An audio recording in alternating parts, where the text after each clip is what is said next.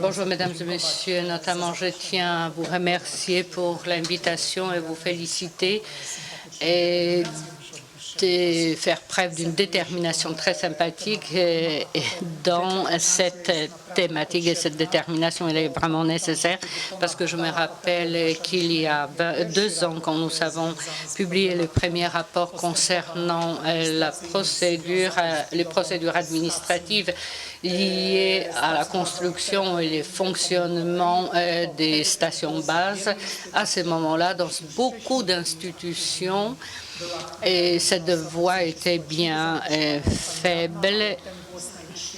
Et déjà, il y a 2 ans, la Chambre que je représente a été aussi forte pour montrer à quel point la construction ou le développement des stations bases existantes comment ce processus échappait à tout contrôle parce que soit les dispositions légales n'étaient pas parfaites. Et c'est pour cela que j'ai écouté avec tant d'intérêt la présentation précédente et sûrement Cracovie fait des envieux parce que Cracovie a trouvé l'argent, les financements pour ces appareils, pour ces dispositifs de mesure. Alors, il ne reste qu'à se souhaiter que d'autres inspections, d'autres inspecteurs aient la possibilité d'obtenir ce genre de dispositifs. Depuis le moment où nous avons publié ce rapport, je vais vous rappeler les points clés et parce que il y a 2 ans, quand nous avons publié ce rapport et les conclusions, la majorité de ces conclusions restent toujours d'actualité. Je vais vous aussi présenter ce qui a changé pendant ces 2 ans, mais les changements ne sont pas aussi importants pour ne pas être obligés de se voir dans 2 ans pour voir ce qui a été changé et comment la situation a évolué. La Chambre suprême des contrôles a fait le contrôle en 2015 c'est-à-dire il s'agissait de contrôler les procédures administratives relatives à la construction des stations bases et nous avons conclu que les dispositions peu claires existantes à l'époque ont permis aux stations bases de fonctionner sans études préalables et selon la Chambre, les dispositions légales ne permettaient pas de suivre, de contrôler l'impact des antennes relais sur la santé, même si le signal a été plusieurs fois renforcé. Et sur les diapos, vous trouverez les objectifs. Donc, l'objectif principal, c'était la délivrance des permis de construire, l'acceptation des déclarations des travaux, le respect par les organes administratifs des villes, des dispositions, des procédures, des dispositions en matière de protection de l'environnement lors d'implantation des stations bases conformément aux dispositions des postes. Nous avons fait les contrôles que nous avons faits ont été effectués dans 3 grandes villes et Cracovie était parmi ces villes. Et nous avons contrôlé la période 2009-2014 Et je tiens à souligner que j'ai déclaré publiquement que, vu les irrégularités constatées, nous allons revenir à ces procédures. Monsieur Lys, qui m'a accompagné, qui a fait ces contrôles à l'époque, il est à votre disposition. Et aujourd'hui, il fait les contrôles. Il est en train de faire les contrôles concernant les activités des autorités. Les activités des autorités administratives concernant l'impact des champs électromagnétiques. Pour l'instant, nous ne pouvons pas nous présenter les résultats parce que la procédure est en cours et comme le directeur m'a informé d'ores et déjà, nous pouvons constater que ce sera aussi un rapport très important, majeur, est aussi important que celui que nous avons publié il y a 2 ans, et je l'ai dit sans satisfaction, ce qui vous permet de voir ce que nous avons constaté lors de ce contrôle. Ce contrôle porte sur les années 2015-2018 parce que nous voulons que les données soient les plus récentes possibles. Donc jusqu'au bout, nous allons ajouter les résultats. Donc, Cracovie, il y a encore 4 autres villes polonaises qui sont l'objet de ces contrôles. Il y a 2 ans, dans le rapport, nous avons constaté, comme je l'ai dit, nous avons examiné les procédures administratives concernant l'implantation et le développement des stations bases et comment il a été satisfait aux exigences en matière environnementale relatives aux champs électromagnétiques. Et il y a 2 ans, quelles étaient les irrégularités constatées? En premier lieu, nous avons constaté que les dispositions imprécises faisaient que les autorités, en effet, ne vérifiaient pas quel était l'impact de ces stations de base sur les immeubles, sur les riverains dans le voisinage. Et il y a eu même des cas où la puissance a été augmentée 800 fois. Et l'impact des stations bases a été examiné uniquement pour les stations nouvelles. En revanche, il n'a pas été vérifié et si l'augmentation de la puissance n'a pas d'impact illégal, néfaste sur les riverains. Et selon nous, les entités n'ont pas exercé les contrôles qui leur incombaient en ce qui concerne les dispositions en matière des bâtiments et des protections et de l'environnement concernant le fonctionnement des stations bases. Pourquoi je mets l'accent sur l'augmentation de la puissance des antennes relais? Cela augmente les périmètres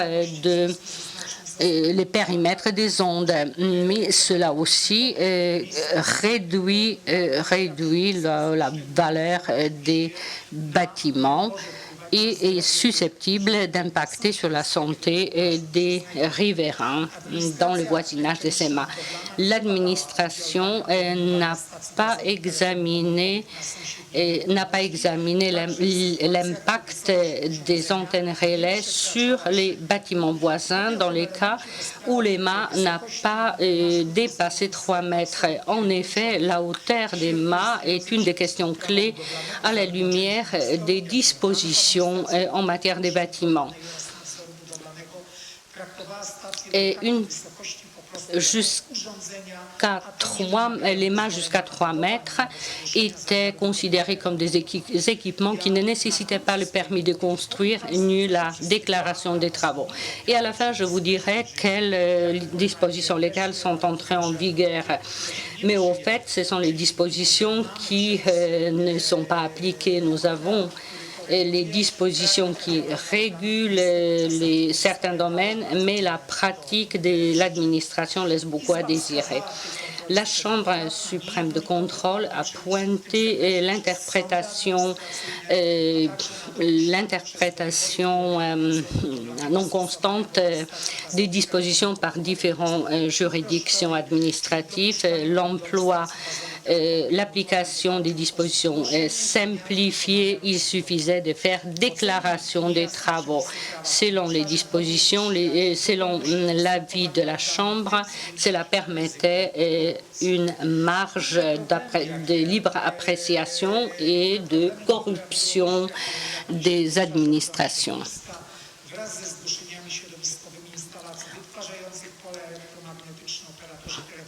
Les opérateurs de téléphonie portable présentaient les mesures les mesures des champs magnétiques, mais les mesures ne comprenaient pas toutes les données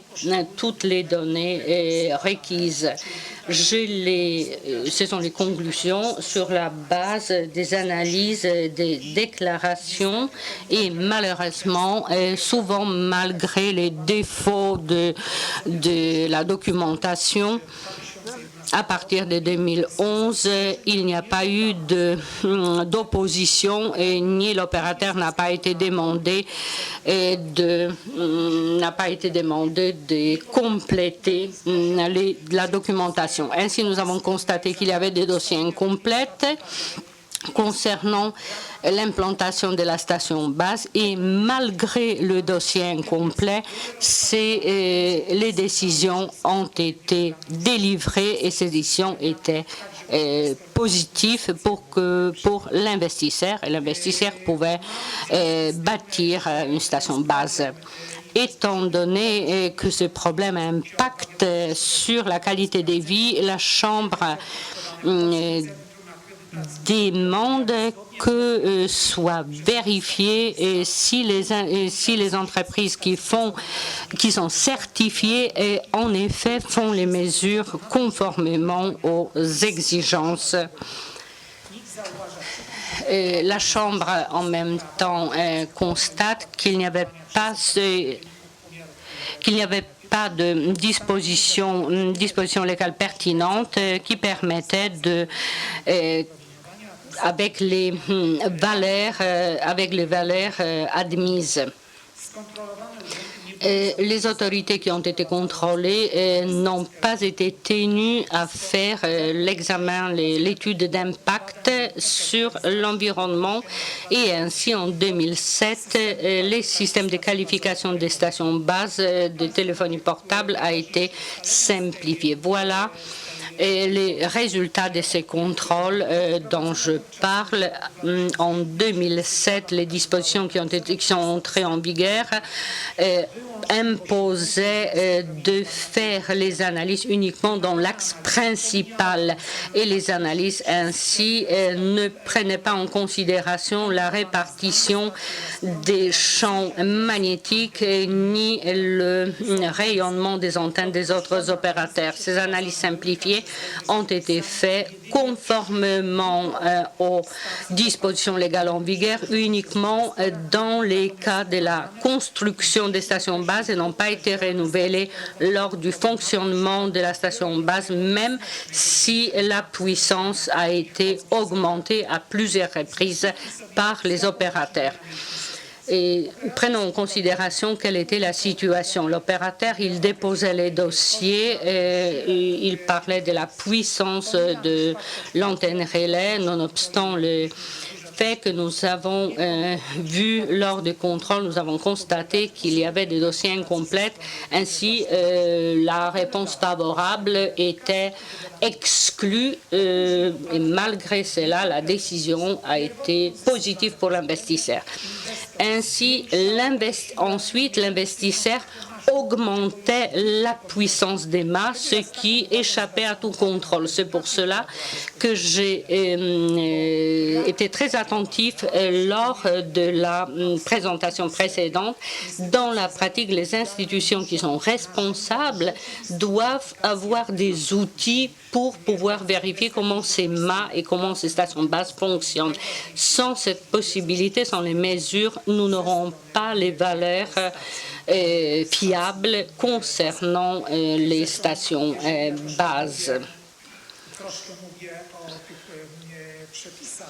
J'aborde la question des dispositions légales, mais je tiens à souligner que ces analyses simplifiées étaient conformes aux dispositions en vigueur et les investisseurs pouvaient bénéficier de cette analyse simplifiée.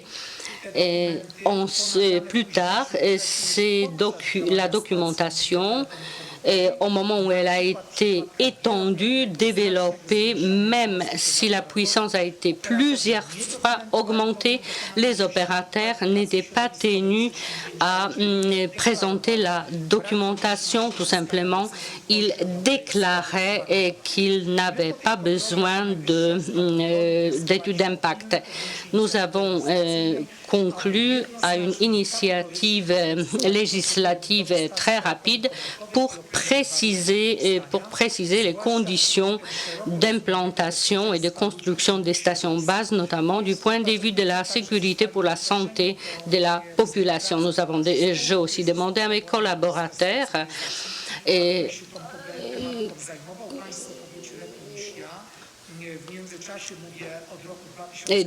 en 2015 et notamment en 2016 sont entrées en vigueur certaines modifications et donc il s'agissait de faire les mesures de l'intensité des champs électromagnétiques.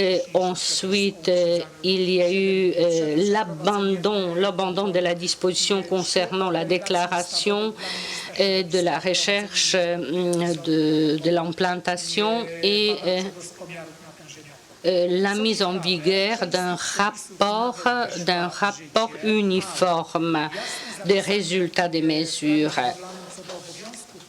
Mais en ce qui concerne les obligations des investisseurs concernant l'implantation des stations bases sur les mâts dont la hauteur ne dépasse pas 3 mètres, n'a pas été modifié, ce qui est nécessaire pour la sécurité de la population urbaine.